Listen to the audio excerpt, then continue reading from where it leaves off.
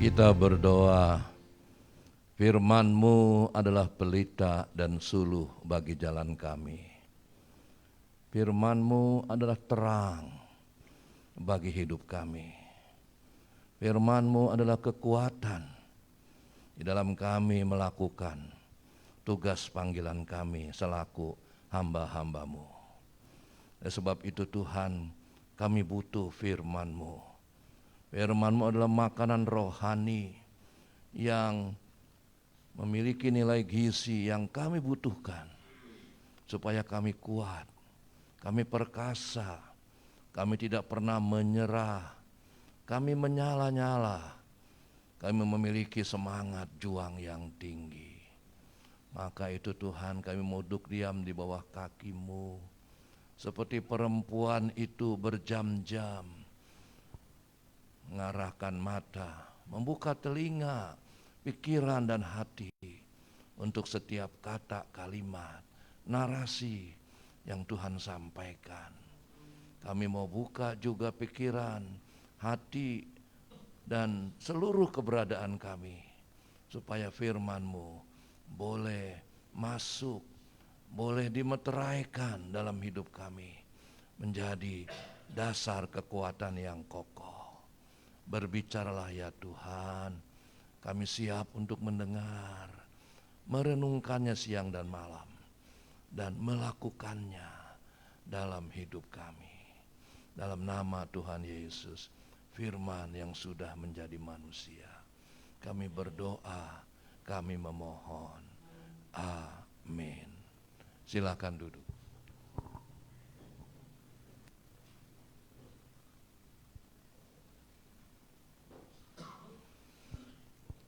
Di dalam pembukaan PMN yang pertama hari Selasa yang lalu, kita sudah mendengar firman 3 syarat untuk mengikut Yesus, untuk menjadi pelayan Yesus. Yang pertama, kita tidak boleh lagi memikirkan kesenangan dunia. Yang kedua, kita harus mengutamakan Yesus di atas segalanya. Yang ketiga, jangan lagi memiliki hati yang bercabang. Hari ini, di hari yang bersejarah, di mana kita sebentar akan menyaksikan penerimaan Bapak Evangelis Rodanis OH Nenobahan STH menjadi evangelis di Sinode GKRI, Gereja Kristen Rahmani Injili. Kita juga akan mengikuti, menyaksikan Saudara Daniel Dongmo, sarjana misiologi, untuk ditabis menjadi pendeta. Yang ketiga, Ibu Welma Anastasia, sarjana teologi, juga untuk ditahbis menjadi pendeta. Firman Tuhan pada hari ini saya kasih judul 3 tipe pelayan Tuhan di dalam mengikut Yesus. Ayat yang sama, perikop yang sama, Lukas 9 ayat 57 sampai 62 memperlihatkan 3 tipe pelayan Yesus. Ketiga tipe tersebut memperlihatkan perilaku, sikap, tindak tanduk, perbuatan orang-orang yang pada awalnya ingin melayani Yesus. Lukas 9 ayat yang ke-57. Ketika Yesus dan murid-muridnya melanjutkan perjalanan mereka, berkata seorang di tengah jalan kepada Yesus, "Aku akan mengikut engkau kemana saja engkau pergi." Kalau kita dengar statement ini, menunjukkan sikap seperti seorang pahlawan. Tidak pakai perhitungan. Tidak bertanya ini dan itu. Tapi langsung menyatakan tekadnya. Kelihatannya membajak. Aku akan mengikut engkau kemana saja engkau pergi. Sikap ini jarang ditemui di era sekarang ini. Kita berhitung untung rugi. Seperti apa Sinode Gekri? Apakah saya digaji? Apakah saya dapat fasilitas? Bagaimana setelah saya pensiun? Tetapi orang pertama ini luar biasa. Sikap yang menganggap dirinya bersedia berkorban apapun demi mengikut Yesus. Tidak terlalu menyadari resiko dan harga yang harus dibayar di dalam pelayanannya. Tipe ini di hadapan orang banyak sering menyatakan bahwa saya siap mati buat Yesus. Saya siap menderita buat Yesus. Saya akan menyerahkan hidup saya bagi Yesus. Tetapi ketika berhadapan dengan realita, dengan kenyataan yang dihadapinya dalam pelayanan, ketika penderitaan ada di depan matanya, ketika dia mengalami kekurangan ekonomi dan kemiskinan menghantui hidup keluarganya, maka sikapnya dengan cepat secara simultan berbalik dari sikap heroistik, sikap bak pahlawan menjadi sikap pecundang. Orang-orang dengan tipe seperti ini menyatakan, aku akan mengikut engkau Tuhan kemana saja engkau pergi. Apakah Yesus terpesona?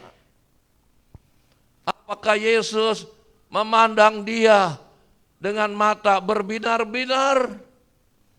Apakah Yesus mengacungkan 2 jempol? Apakah Yesus manggut-manggut hebat?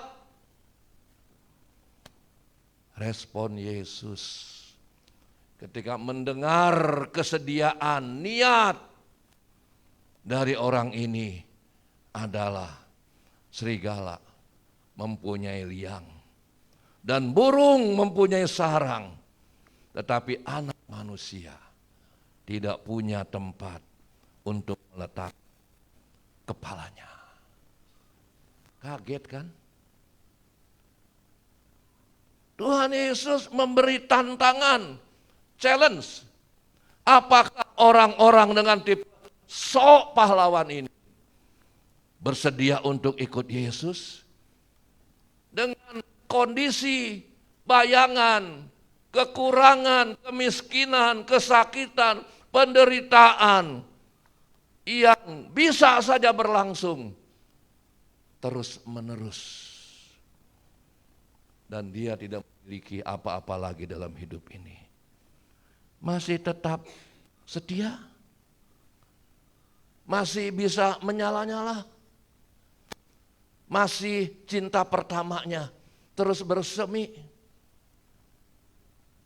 Saya harus bilang jujur, saya sebagai pribadi saja sedih. Setiap malam sebelum tidur saya membayangkan satu persatu wajah teman-teman. Saya sering menangis, bukan hanya di atas tempat tidur, dalam keseharian. Kok seperti ini tampilannya? Kok begini performanya? Kok nggak berani bayar harganya? Nggak usah bilang bersedia mengorbankan keluarga. Nggak usah bilang tidak memperhitungkan reputasi. Tidak usah ngomong, saya siap mati bagi Tuhan. Yang terjadi untung rugi. Hitung-hitungan, pakai kalkulator, dan sikap mengambil bagian untuk berkorban.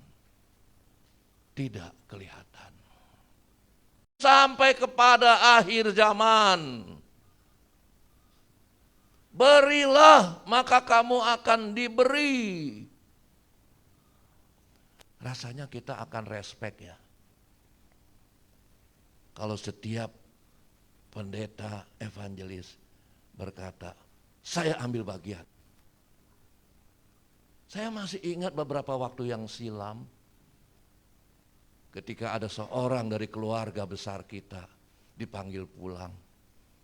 Dan saya masukkan di grup WA, ayo kita urunan, bantu. Ada komentar, kan bukan hamba Tuhannya, kan bukan istrinya atau suaminya, kan orang tuanya, nanti yang lain begitu juga. Saya sedih loh saudara. Beginikah tipe seorang pelayan Kristus? Bisa memberitakan firman dengan hebatnya, memukau. Tetapi prakteknya nol. Ketika bicara uang, lain lagi ceritanya. Bersediakah kita mencairkan tabungan yang mungkin bertahun-tahun kita sudah irit-irit supaya si kecil dapat sekolah yang baik. Dan pada satu waktu jemaat kita, apakah kita membesuk sambil pura-pura memperlihatkan romantisme, meneteskan air mata?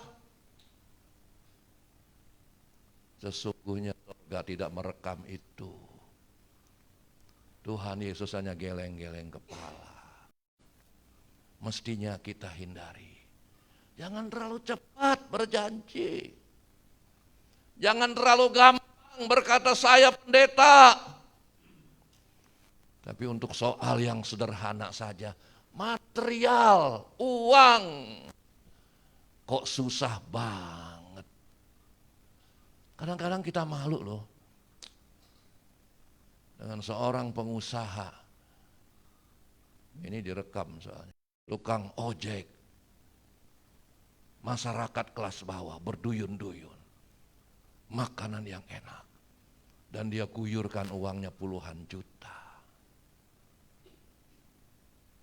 Kenapa sikap ini tidak tercermin dari hidup kita? Mungkin kita tidak bisa bantu orang sekampung. Mungkin kita nggak bisa bantu jemaat kita yang mungkin 50, 100, 200, 300. Tapi bukankah ada seseorang yang datang tadi pagi dengan wajah lesu sambil menahan perutnya yang belum diisi. Kita kok tega-teganya menutup mata, hanya mengajak jemaat untuk semangat, ikut Tuhan. Slogan-slogan kosong yang tidak punya arti sama sekali. Saya tipe pengkhotbah dan pendeta yang tidak pernah mau membawakan tema yang saya belum melakukan. Lebih bagus saya tidak khotbahkan, supaya saya jangan jadi orang munafik. Hanya bisa menganjurkan orang lain, sementara diri sendiri cicing wae, diam-diam aja. Bagaimana mau diberkati? Gimana mau sehat walafiat? Gimana tidak mau kanker? Gimana mau umur panjang? Gimana anak-anak tumbuh jadi orang-orang hebat? Kalau kita menutup mata, padahal perintah Tuhan jelas, kasihilah sesamamu manusia seperti dirimu sendiri. Hukum yang ini sama dengan hukum yang pertama. Kasihilah Tuhan Allahmu dengan segenap hatimu, segenap jiwamu, segenap kekuatanmu. Tuhan saja bisa menenggelamkan citranya. Sehingga dia membuat aturan bagi semua manusia. Dia samakan levelnya dengan sesama kita. Orang kaya dibilang miskin marah. Orang pintar dipanggil bodoh, tersinggung. Tapi Tuhan hebat. Derajat, harkat, martabat Dia turunkan serendah-rendahnya.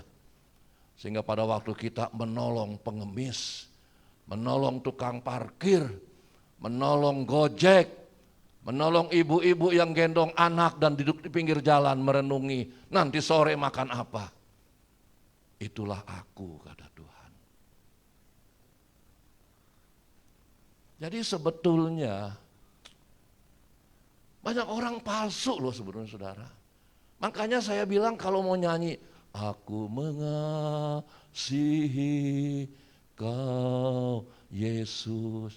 Tahan dulu. Jangan nyanyikan lagu itu. Lihat dulu potret kita kemarin. Adakah kita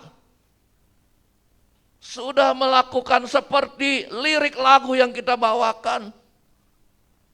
Karena Tuhan bilang barang apapun yang kamu buat bagi mereka yang paling hina, kamu buat bagi aku.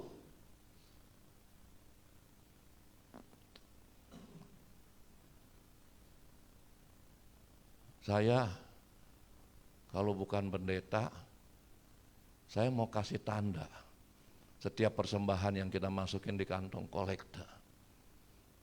Saya pernah punya asisten pendeta di gereja saya yang sekarang, dia sekarang sudah berhenti. Saya mengajar setiap jemaat pada akhir bulan untuk maju ke depan satu-satu. Masukkan 1/10 dari penghasilanmu. Saya lihat ada seorang tua, ada wakil saya Bapak Wandi, Opung Esther. Dia cuma seorang pemungut botol-botol aqua bekas. Dia maju ke depan. Berapa sih yang dia kasih? 5.000. Tapi itulah hidup dia. Sementara wakil saya yang diberi gaji ada jutanya di belakangnya, tidak maju. Saya maju. Saya tidak berhak mengkritisi kalau saya tidak menjadi pelaku. Sedih loh saudara. Sampai akhirnya saya bilang semua pendeta, semua pengerja harus tulis di amplop pakai kode. Saya kasih dia A1, dia A2, dia A3. Saya mau tahu di A3 ini betul nggak 10% dari PK yang dikasih. Ini rahasia loh saudara. Bagaimana Tuhan mau cukupkan ekonomi kita? Gimana Tuhan mau jaga supaya tidak ada kanker yang masuk dalam tubuh kita? Tidak ada virus di otak kita ini yang nempel satu saraf otak. Selesai hidup kita. Jangan pikir aman masuk asuransi. Asuransi tidak bisa mengatasi semua penyakit. Asuransi ada limit dalam memberikan pengobatan. Itulah sebabnya terhadap orang yang punya tipe bak pahlawan, heroistik ini, sederhana Tuhan. Serigala punya liang, burung punya sarang, tapi kalau kamu ikut aku, tidak punya tempat untuk meletakkan kepalanya. Susah, bakal suffer, bakal menderita, bakal habis-habisan, bisa-bisa ditinggal pasangan. Kalau kata seorang tokoh politik, auzubillah min jalik, jangan sampai terjadi. Makanya kita di dalam mentahbis pendeta, kita undang pasangannya. Nanti ditanya kesediaannya untuk mengiringi pasangannya itu menjadi hamba Tuhan. Tipe yang kedua, tipe tukang ngeles, tukang mengelak. Izinkan aku pergi dahulu menguburkan bapakku. Kelihatannya anak yang berbakti untuk mengikut dia. Secara pribadi, orang-orang tipe ngeles ini menerima panggilan dari Yesus, ikutlah aku. Tetapi dia mengemukakan alasan supaya nampak dia ada pribadi yang taat, yang saleh, yang mau dipandang sebagai pelayan Tuhan, mau siap diutus, mau jadi pendeta. Tapi harus berbakti sama orang tua saya dulu. Kalau enggak ada orang tua saya, kan enggak ada saya. Boleh dong, saya menguburkan bapak saya dulu. Pertanyaannya, apakah orang ini waktu bicara sama Yesus, ayahnya baru saja wafat? Enggak mungkin. Karena kebiasaan tradisi masyarakat Yahudi pada waktu itu, mungkin juga sampai sekarang, kalau ada keluarga wafat, mereka tidak boleh keluar rumah selama seminggu. Kenapa dia ada di dekat Yesus? Apakah betul ayahnya wafat?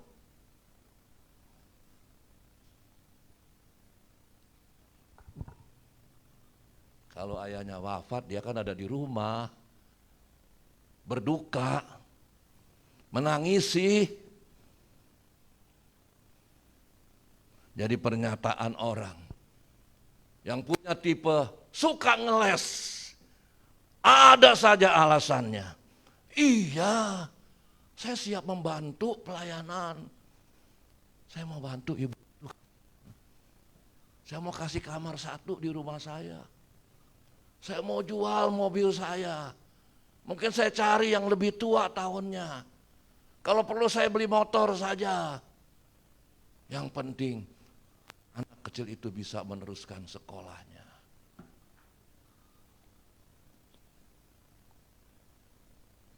Sedih kita loh, benar. Hidup saya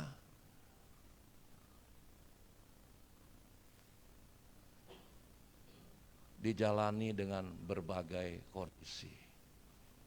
Ada waktunya sangat susah. Sehingga saya mengajar, kerja hampir 12 jam sehari. Tidur hanya 3-4 jam karena harus belajar untuk menyelesaikan kuliah. Membantu keluarga yang susah, karena ayah hanya seorang sopir truk. Di usia tua ganti dengan sopir kijang, angkutan kota. Selepas lulus mulai kerja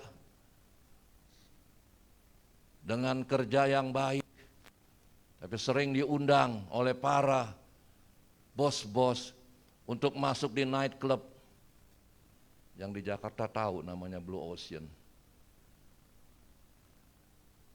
Simyan International Restoran. Saya belum jadi pendeta waktu itu, tapi jadi ketua majelis, pendiri gereja. Saya dapat Mercedes, gaji saya sudah besar. Komisaris utama saya saudaranya Pak Harto, saya nggak boleh sebut namanya. Saya bilang sama istri saya, berhenti. Nanti kalau di Blue Ocean ketemu sama jemaat. Bagaimana rasanya hati dia? Dia kan nggak ngerti kalau saya harus datang karena dipanggil oleh pemilik perusahaan untuk menemaninya. Dia sering ngerti, sekalipun pulang baju yang tidak ada wangi apa-apa menjadi wangi harum semerbak. Karena bos panggil itu penyanyi dari luar negeri duduk di samping dia, saya di sampingnya. Saya bilang, lebih bagus kita usaha sendirilah. Usaha sendiri, mula-mula bagus, menanjak terus, hebat. Sambil pelayanan dan satu hari ditantang untuk jadi pendeta. Saya berpikir ulang. Saya memastikan bukan karena emosi. Juga bukan karena ambisi. Tapi saya tahu hidup saya harus berguna bagi Tuhan. Apakah dengan ditabis jadi pendeta semuanya beres? Tidak.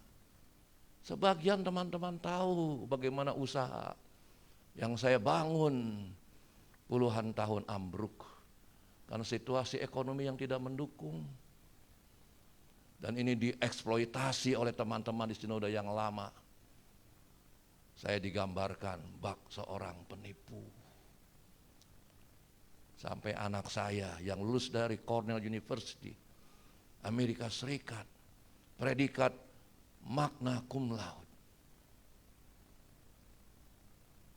Dengan wajah sedih dia bilang, "Pak, kok teman-teman papa yang pendeta pada begini ya?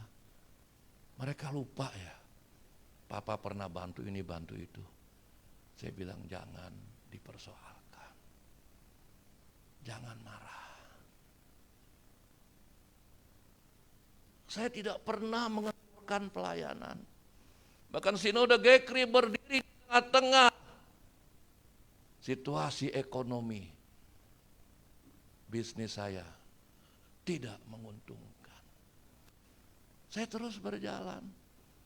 Tidak patah semangat, tidak turun derajat suhu. Tapi saya makin injak gas. Ya, sebagian para pendiri tahu bagaimana sekarang ini. Pabrik saya ada 24 jam bekerja. Bikin barang sudah ditungguin orang. Orang minta bayar dulu, saya bilang jangan. Tunggu barang datang baru bayar. Saya nggak mau terima uang orang. Anak saya sekarang sudah tenang. Saya bilang, kamu saya gaji sekian, kurang kasih tahu. Kalau kamu hari Sabtu Minggu mau makan di hotel apa, makan saja. Nanti tagih sama perusahaan. Apakah datang tiba-tiba? Tidak. Air mata. Kalau ditimbang, kalau diliterin, nggak tahu sudah berapa banyak. Jadi pernyataan orang dengan tipe ngeles ini, sebenarnya ayahnya tidak wafat, belum wafat. Ia memberi alasan supaya tidak ikut Yesus sekarang, nanti. Masih muda, masih banyak yang belum dinikmati, masih banyak yang belum dilihat. Ia akan mengikut Yesus nanti setelah ayahnya wafat, setelah dia kubur jenazah ayahnya. Tapi sementara ayahnya masih hidup, sesungguhnya ia belum siap mengikut Yesus. Yesus tahu isi hati orang ini. Jadi kita jangan munafik nih. Kita bilang Yesus maha melihat, Yesus merekam. Dulu orang pikir bagaimana bisa merekam. Coba sekarang kita ke Singapura, kita ke Hong Kong, kita ke negara-negara maju. Itu yang namanya video, ada jutaan tuh. Sedikit saja ketahuan, bahkan di tol di Jakarta. Kalau kecepatannya melewati 100 kilo, maka akan terekam dan kita kena denda. Manusia bisa bikin. Bahkan pasangan gubernur di Jakarta saya tidak sebut nomor berapa, menyatakan akan memasang video-video di semua RT RW supaya tidak ada maling, perkelahian, KDRT. KDRT kan di kamar ya, di rumah ya. Sampai sebegitunya tuh. Apalagi Tuhan. Manusia mampu merekam setiap peristiwa hingga hitungan detik. Apa susahnya bagi Tuhan? Respon Yesus terhadap orang tipe yang suka mengeles ini. Lukas 9 ayat yang ke-60. Biarlah orang mati menguburkan orang mati. Tetapi engkau pergilah dan beritakanlah kerajaan Allah di mana-mana.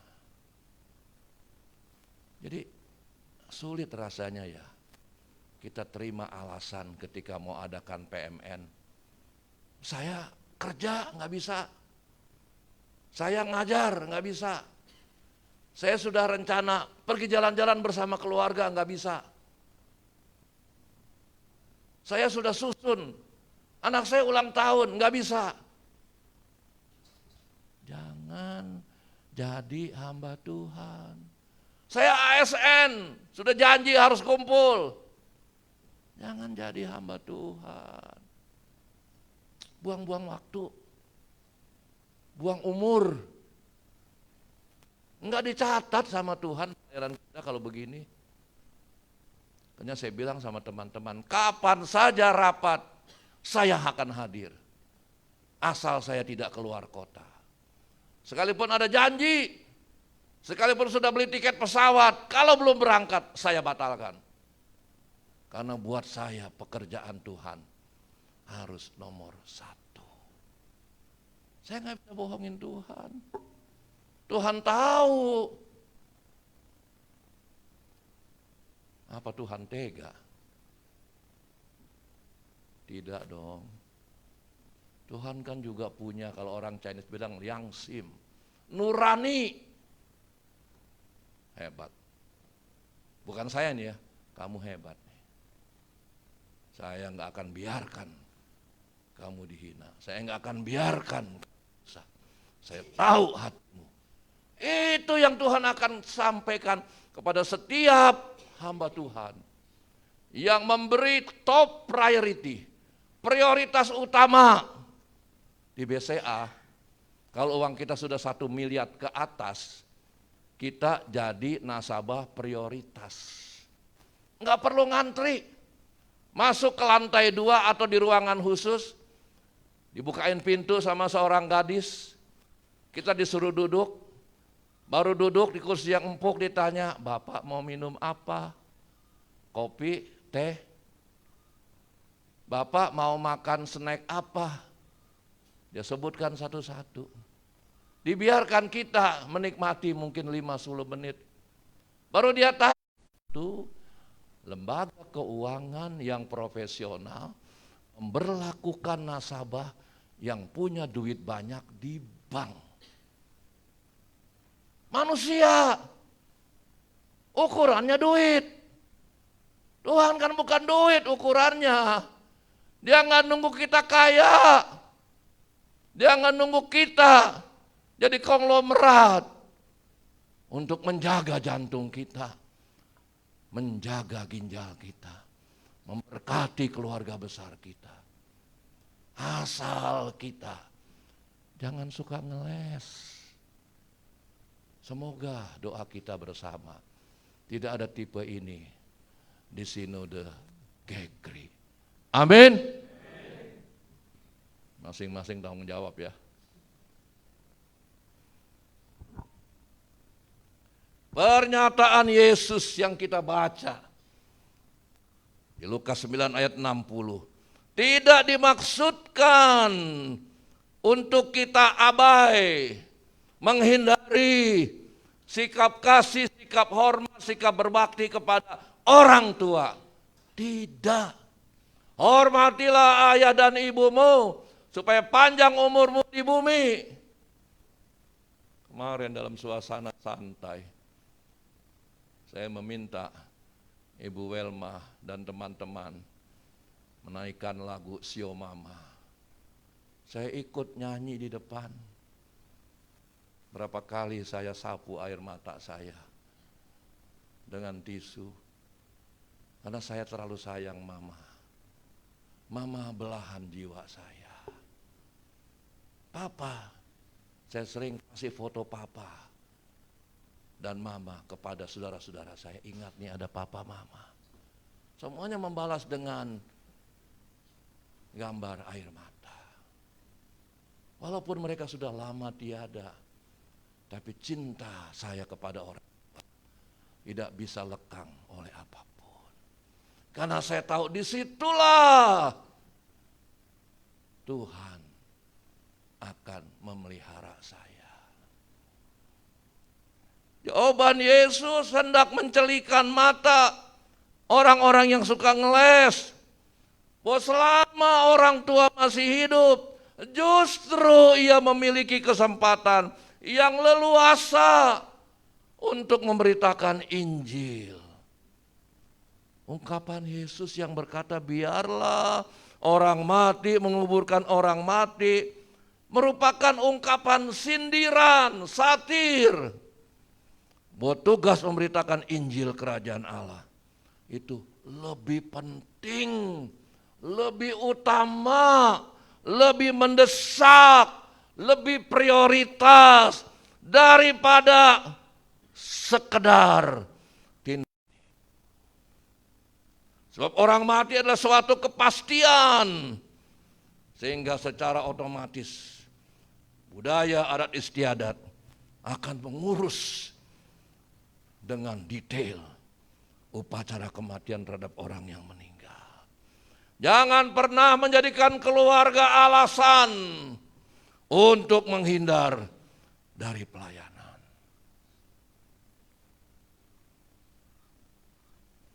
Agnes, seorang anak kecil sekolah minggu, baru dengar cerita dari gurunya. Dia bergegas pulang, dia cari mamanya. Mama keluar, ada apa Agnes sayangku? Mama, saya mau tanya.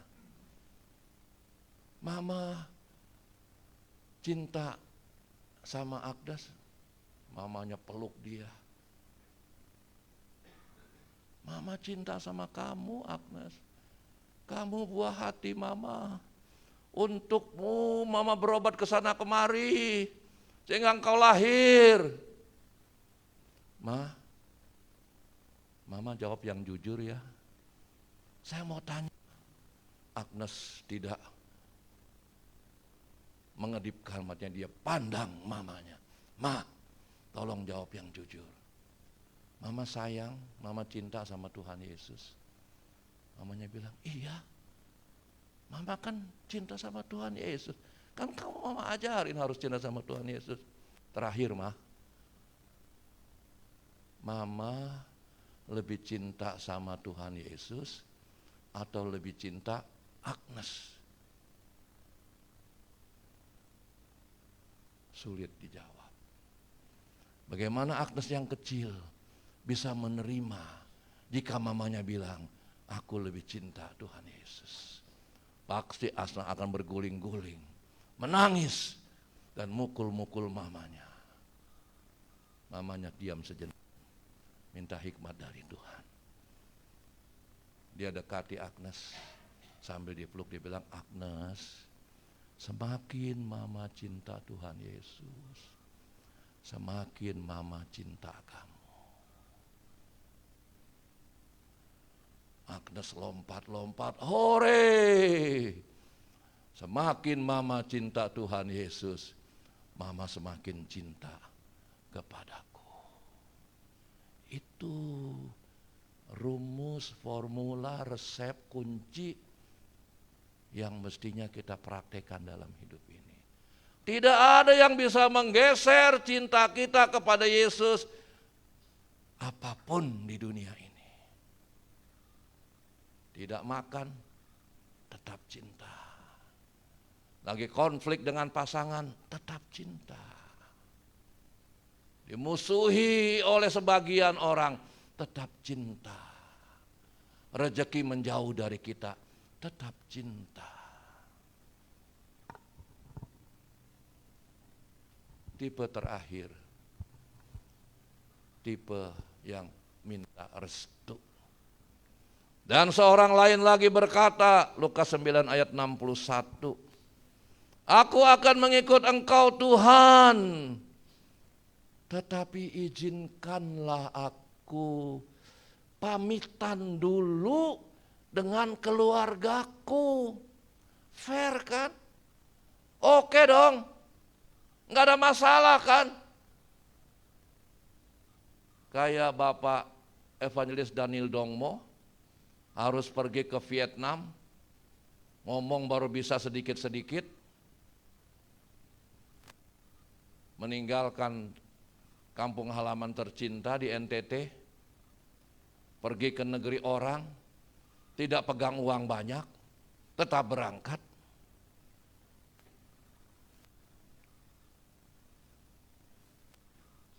Boleh dong minta izin, apa salahnya? Kelihatannya begitu. Tetapi minta restu adalah tipe pribadi yang selalu minta persetujuan untuk melayani Tuhan. Oh, ngomong dulu, cerita dulu, ya kan? Kristo bilang, mama tolong bikinin aku susu dulu dong, pakai coklat. Keburu mati yang di sana. Aku tanya suamiku dulu ya. Suami adalah pendamping. Kita harus terbuka. Tidak boleh ada yang ditutup-tutupi.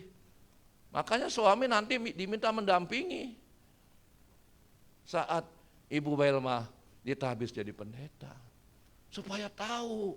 Tidak ada alasan apapun yang jadi penghalang barier untuk kita melayani Tuhan. Tentunya minta restu, minta persetujuan, minta izin dari keluarga, hal yang baik dan terpuji. Tapi juga tergantung konteksnya. Apa ini? Wajar kalau kita mau melayani, pindah tempat, pindah pulau, pindah kota, pindah negara. Ya semestinya minta izin dulu, minta restu. Tapi jangan pernah sekali-kali itu dipakai untuk menghalangi kita.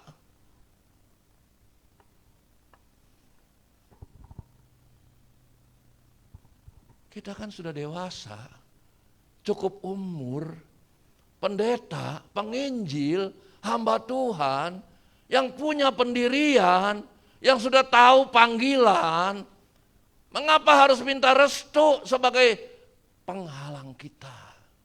Kalau normal tidak ada masalah. Pertanyaannya kalau tidak ada restu, tidak berangkat. Tidak ada restu, tidak jadi melayani. Tidak ada restu, tidak jadi jual motor. Tidak ada restu, tidak jadi jual cincin nikah. Demi membawa kasih kepada banyak orang. Bukan buat makan jual cincin nikah.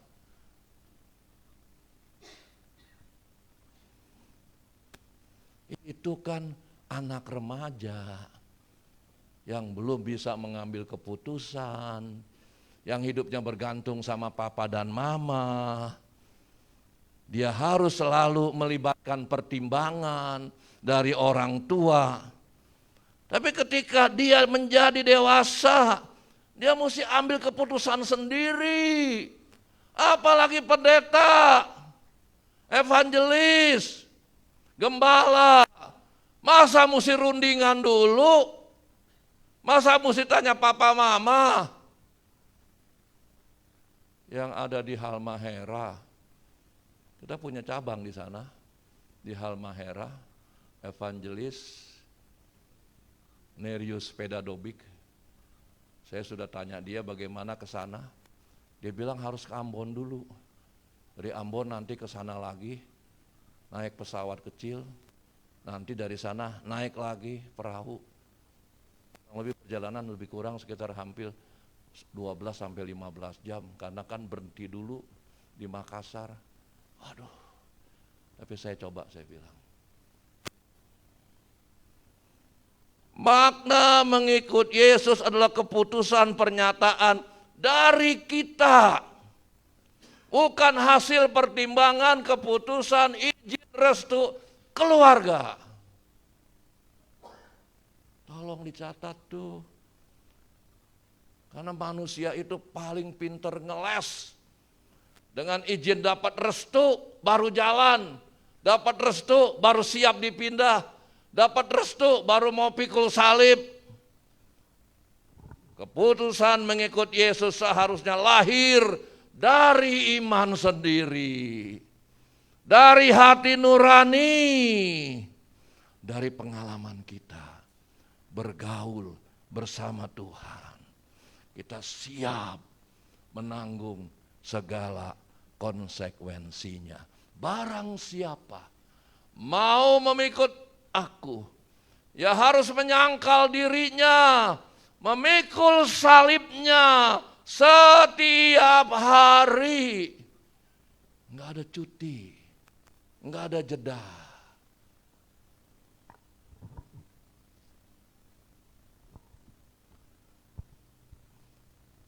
Lukas 9 ayat 62, Yesus menutup percakapannya. Setiap orang yang siap untuk membajak, tapi menoleh ke belakang, tidak layak untuk kerajaan Allah. Amit-amit nih, jangan sampai nih.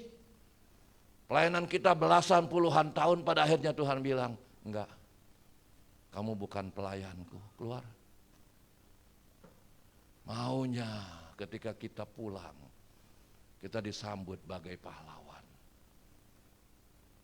Seperti statement Gekri, kita pulang ke sorga, disambut bak pahlawan, dikasih mahkota.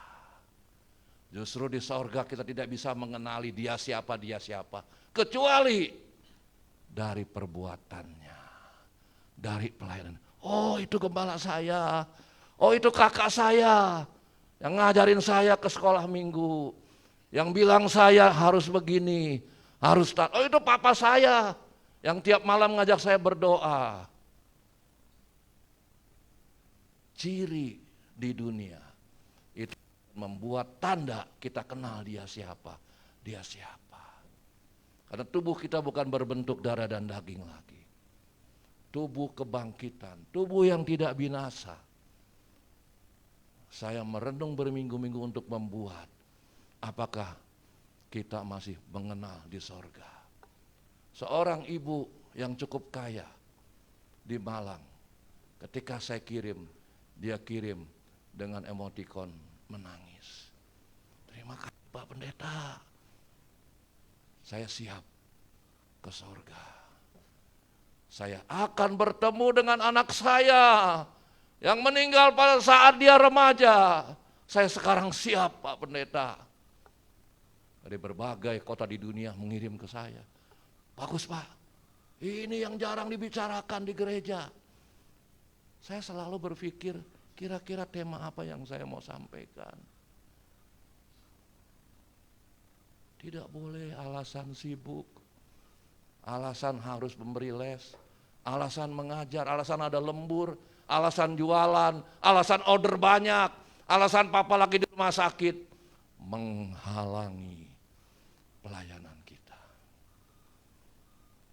Mari ikut Yesus, siap membajak, tapi jangan menoleh ke belakang.